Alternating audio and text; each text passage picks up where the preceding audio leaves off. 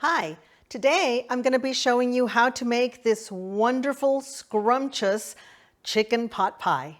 Stay tuned.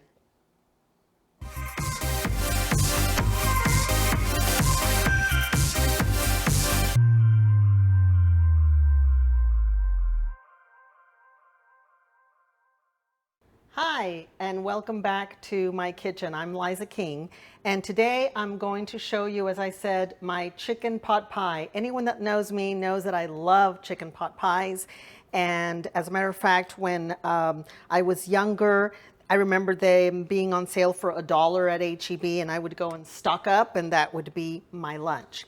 So I'm going to turn on the heat to medium high, and I do have a cast iron skillet. They're the best to cook in. If you don't have one, any skillet, non-stick skillet will do, but you are going to be using a lot of butter. This is half a stick of butter, so we're going to let that melt. And I've already measured out my ingredients, and I'll tell you what they are as we go along. So our butter is melted. So now I'm going to add half a cup of diced onions, half a cup of diced celery, and half a cup of diced carrots. We're going to mix it all up. Let the onions get translucent. A few minutes will do. I wish we had smell-o-vision. It smells great. So now you can season it with salt and a little bit of pepper. Depends on how spicy you like it. You can add more pepper if you'd like. So once the onions are translucent, now you're going to add in your chicken. I baked some chicken breasts last night and I cut them up this morning, and I'm using about 2 cups of chicken. I also have 1/4 cup of regular flour, and you're going to pour that in there, and you're asking probably why flour. That's to thicken up the mixture in a few minutes, because we are going to use some heavy whipping cream. Now at this point you could add some white wine if you'd like. That's optional.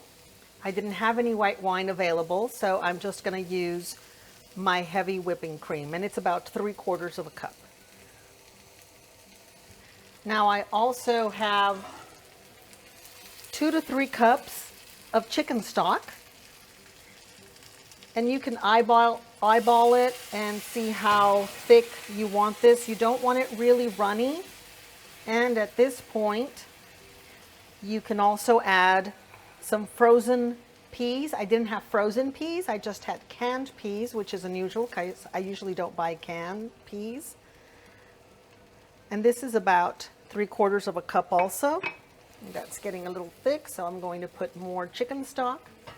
And you just let it simmer all together until it starts thickening. Once it thickens, we're going to pour it into our pie crust. So we'll let that thicken for a few minutes. So we've let the mixture thicken for a few minutes, and it looks yummy. Again, I wish we had smell-o-vision because it also smells delicious. So we can turn off the stove now. And since this is a cast iron skillet, this is probably really hot, so I'm going to grab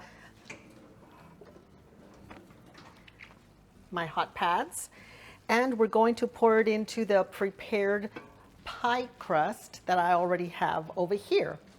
I had done my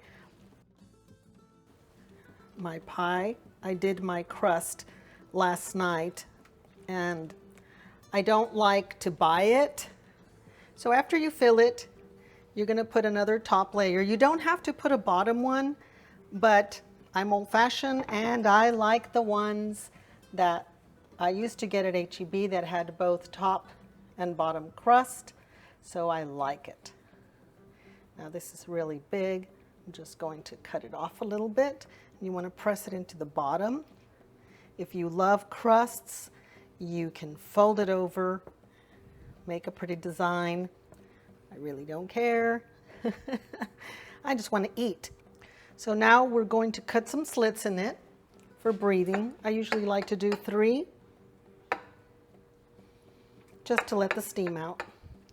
Now we're going to put it in my oven that's already been preheated to 400 degrees. We're going to let it cook for 30 to 40 minutes.